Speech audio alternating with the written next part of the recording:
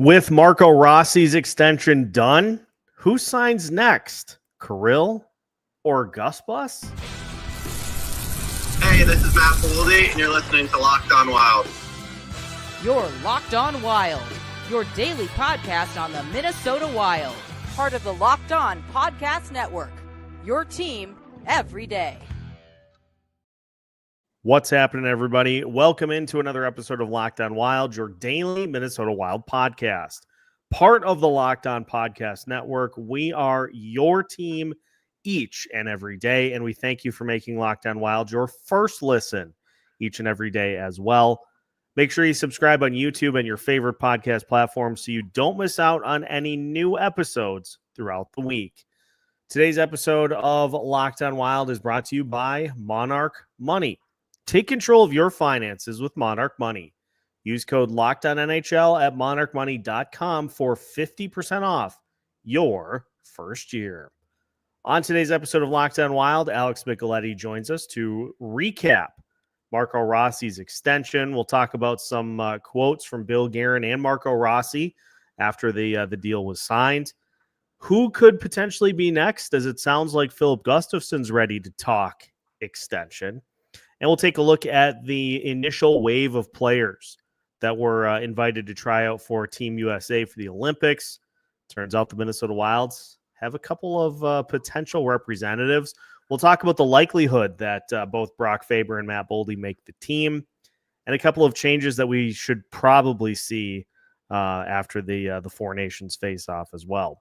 My name is Seth Toupal, host of Locked On Wild, host of Seth on Sports, and credentialed media member, joined, as always, on a Monday edition of the show by Alex Micheletti. And Alex, my lone regret in Marco Rossi signing on Friday was that it didn't happen on like a Sunday, late Sunday afternoon, to give us the chance to react to it first. But it happened recently enough that we can certainly discuss it again here on today's show. A 3-year deal, $15 million for Marco Rossi. It keeps him.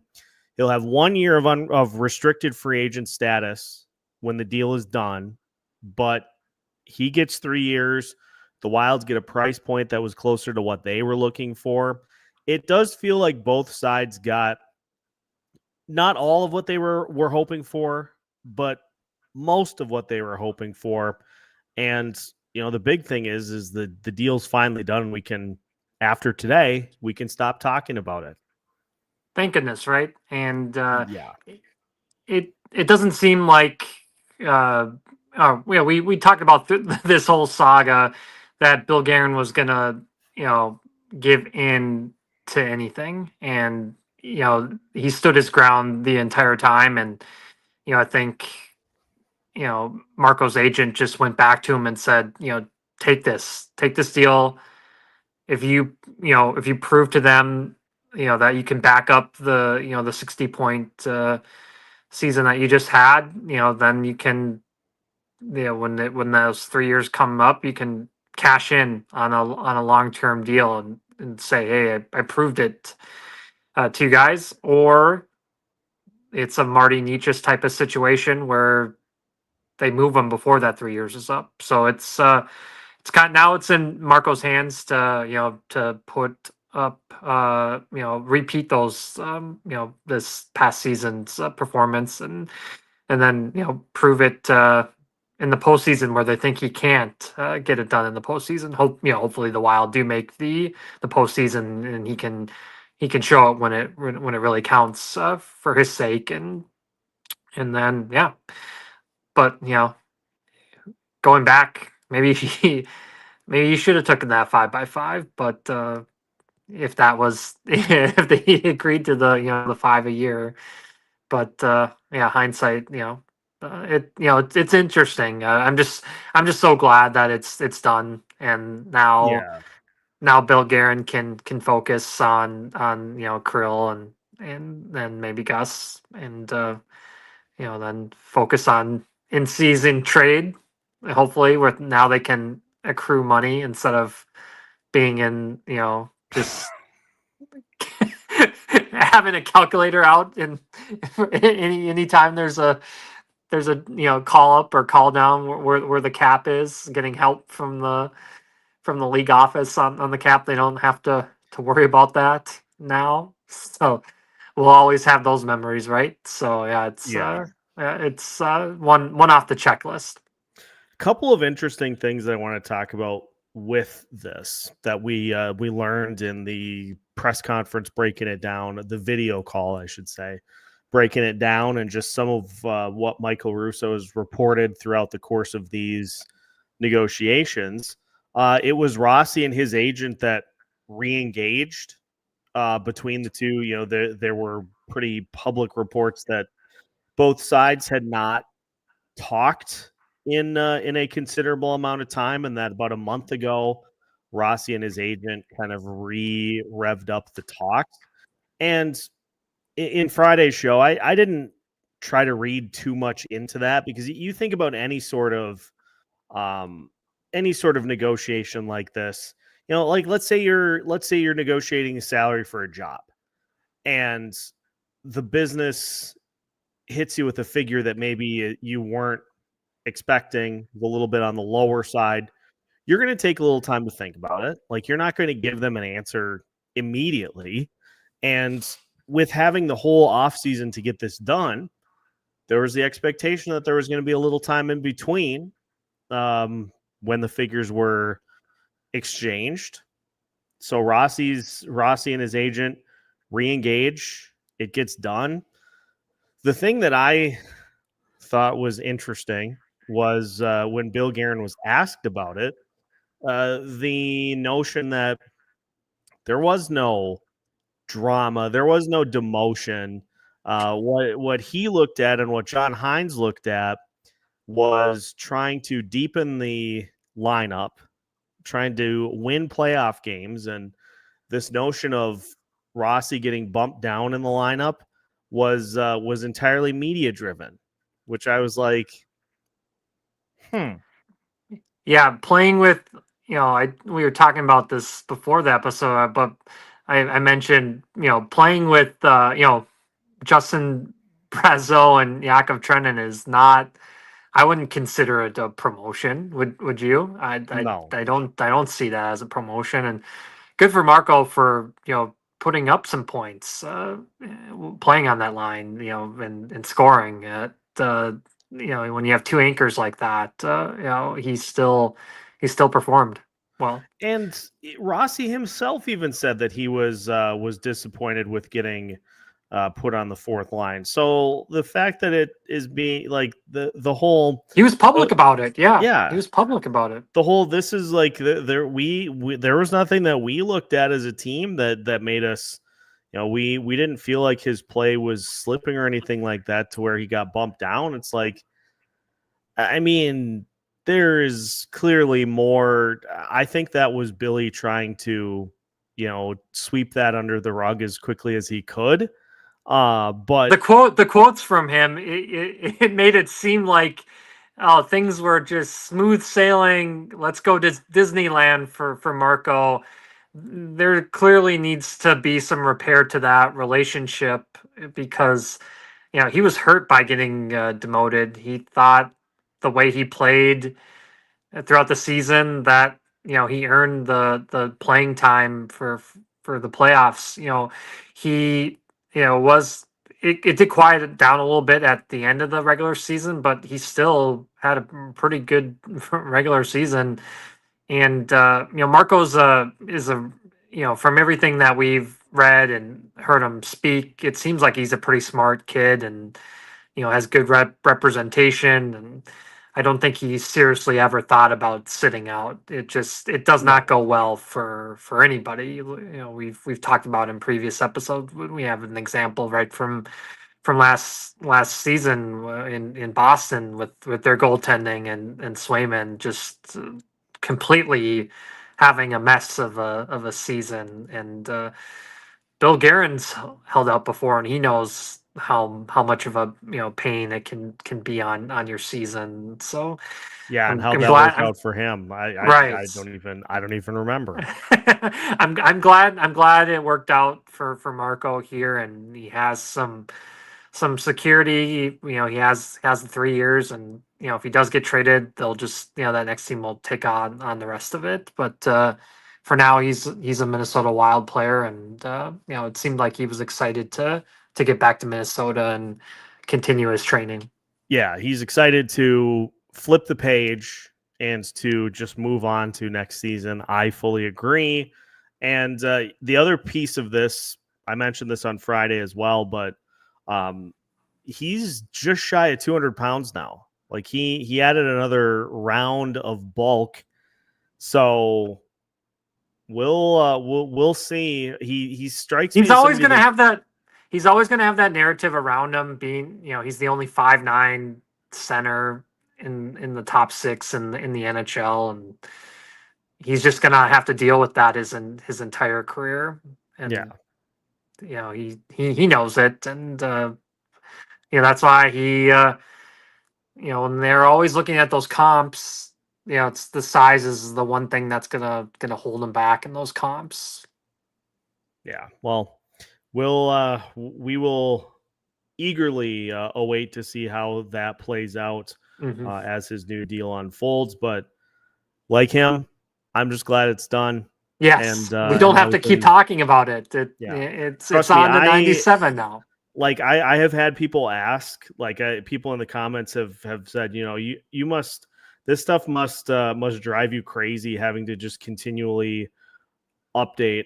It does. Like I don't enjoy, the periodic, like, here's what we have to report on the contract side. There is no update, but I feel like it's one of those things that if you go so long without talking about, that it's okay to periodically update on without like really dwelling and obsessing on it. I feel awful for our friends that are covering the Red Wings sometimes, where they, Steve Yzerman doesn't give out anything, and this was just a one-off situation, but that, or when Lou Lamoriello was in charge of the Islanders, things just nothing got out, and typically we just have to deal with never knowing about injuries, and we'll get day to day turns into 6 months, but I'm glad one half of the contract drama is over with. Yeah, and now we move on to the next side. Now there was some discussion about the potential to start contract talks with another Minnesota Wild player, as the Kirill Kaprizov extension will pick up in earnest once Kirill gets to the United States.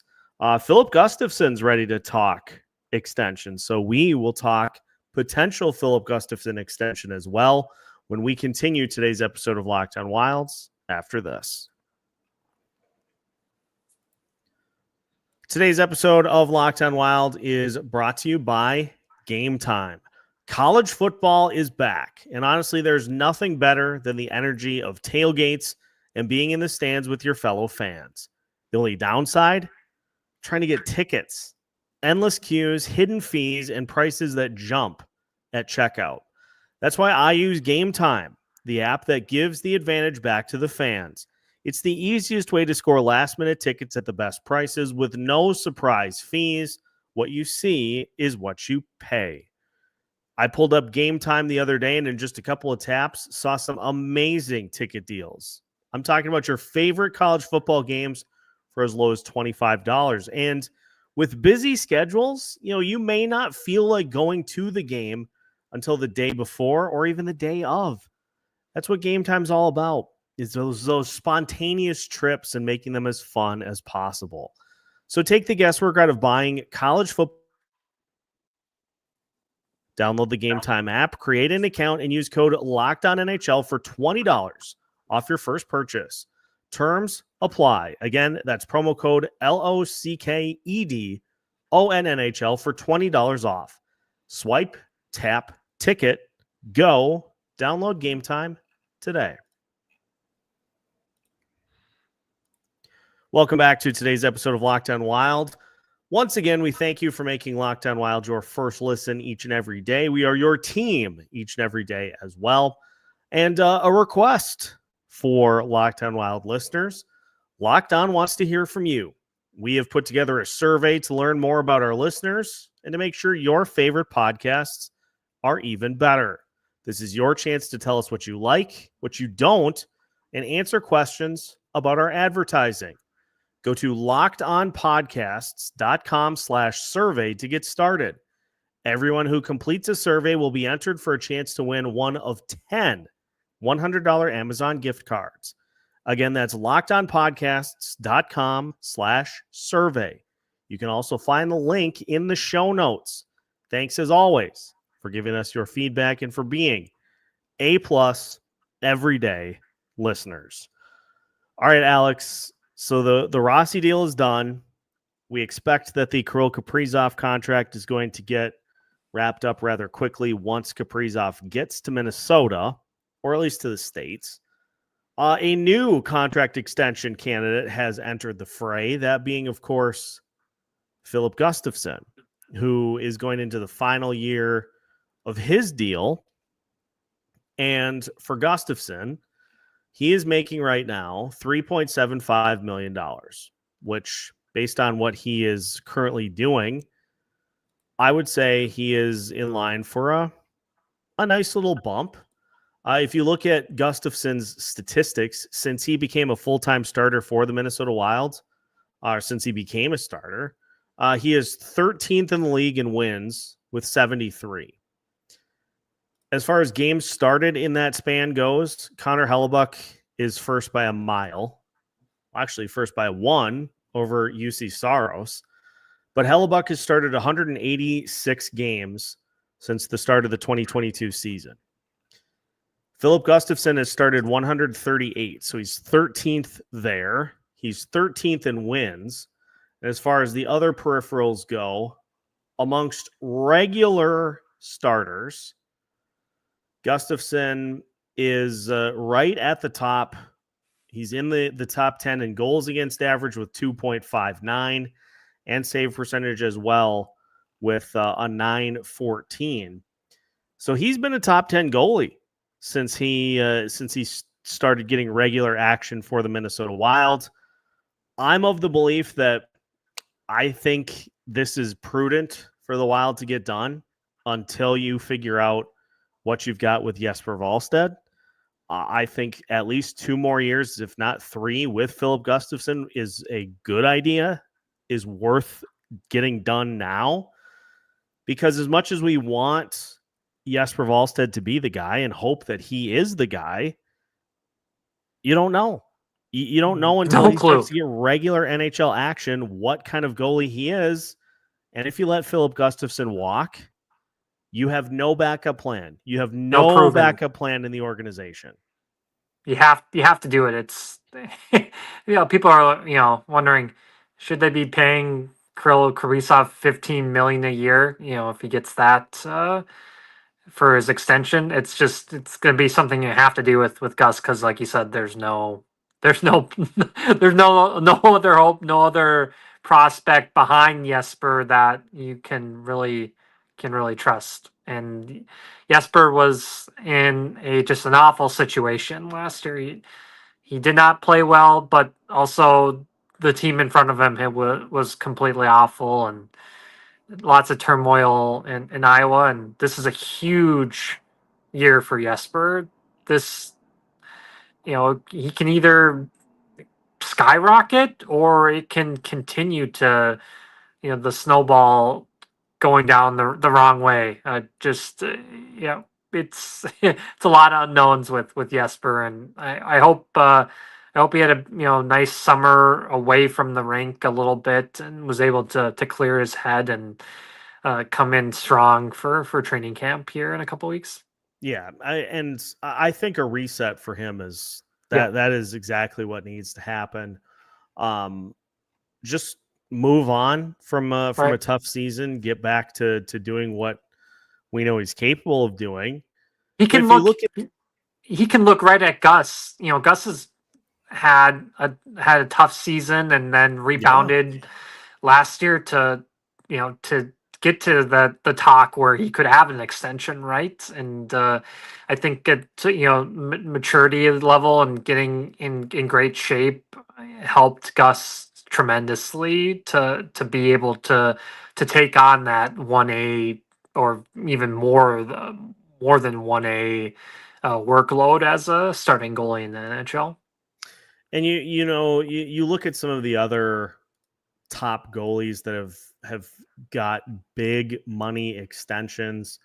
Linus Ullmark was the most recent biggest one with the Ottawa Senators. Obviously, Jake Ottinger had a long-term deal with the Dallas Stars, and it's worth the price. Again, you're going to pay probably 6 or 7, depending on what.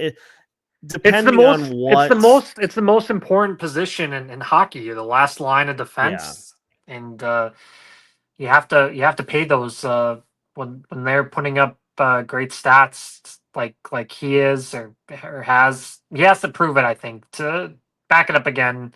Then he can. I think he deserves to really cash in.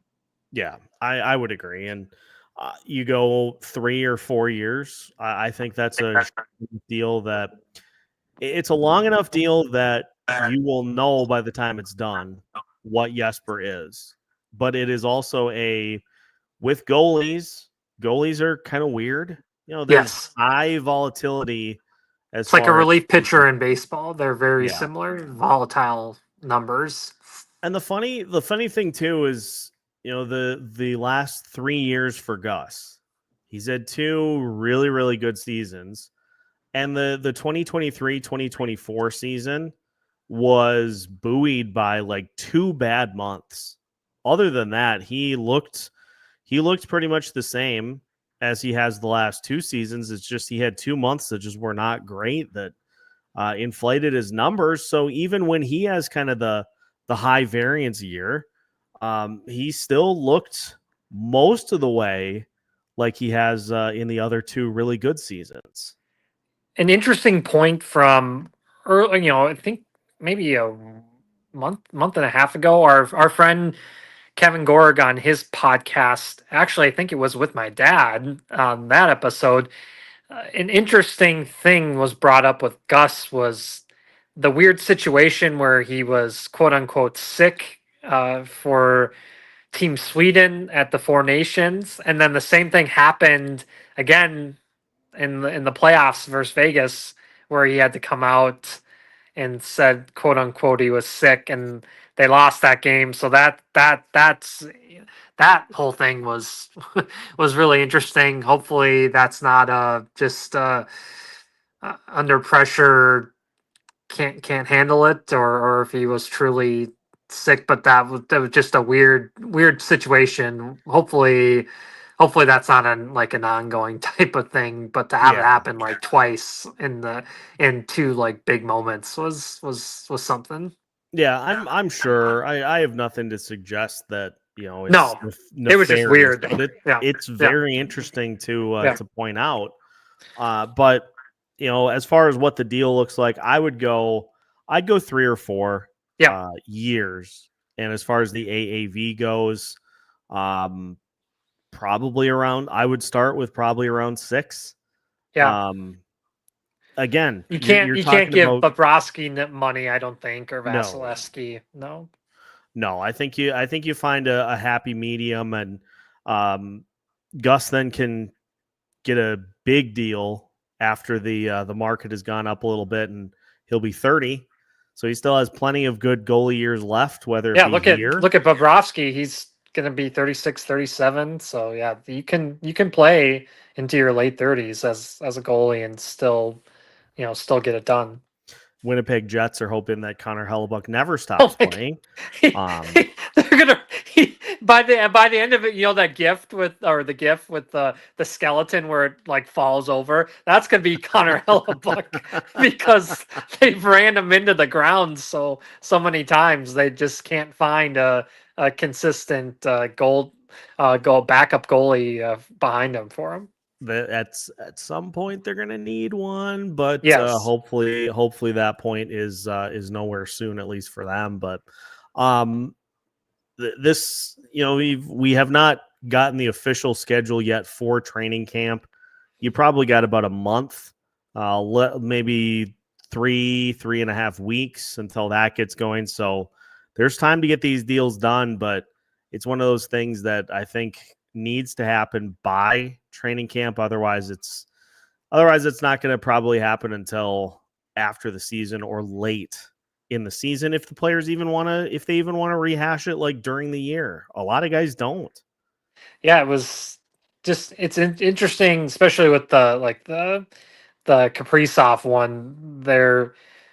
All those other like superstars are waiting for for somebody to do a deal because they want to one up it. It just kind of hearing Kirill's at that point, Eichel's like what is McDavid doing? What is Kirill doing? It's who's gonna sign first so we can one up each other is I think is really interesting. It's a collective holdout.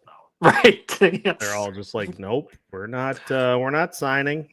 We'll play rock paper scissors to see who has to sign first. Oh boy. Well, that could lead us well into the Olympics, which is fine because we got the initial rosters for Team USA. And so we'll take a look at the players that were on the initial roster. A couple of Minnesota Wild players made the cut. And who are some players that Bill Guerin should definitely make sure make this roster? We'll discuss that as we finish today's episode of Locked On Wild after this.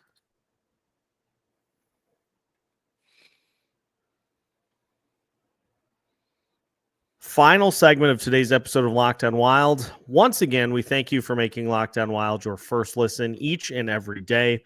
Again, make sure to hit that like button on YouTube and subscribe so you don't miss out on any new episodes throughout the week. We will take you all the way through to the start of training camp, to the preseason, to the regular season on October 9th, starting up against the St. Louis Blues. We get you covered every step of the way, and we're going to get our focus set for the start of the season coming up on September 1st. So stay tuned for all the fun as we get closer to the start of the season. Alex, the names of Team USA's roster have been released. The names of the players that will try out for an opportunity to make the Team USA roster. Matt Boldy and Brock Faber both getting invites to work out, to try out for Team USA. If Tage Thompson does not make the Team USA roster, I am going to riot. What more does he have to do? He showed up to the World Championships. They wanted guys to show up to that event, and he was absolutely incredible there. And by him showing up there, that enough should show that he cares. And he was so bummed out to miss the Four Nations tournament.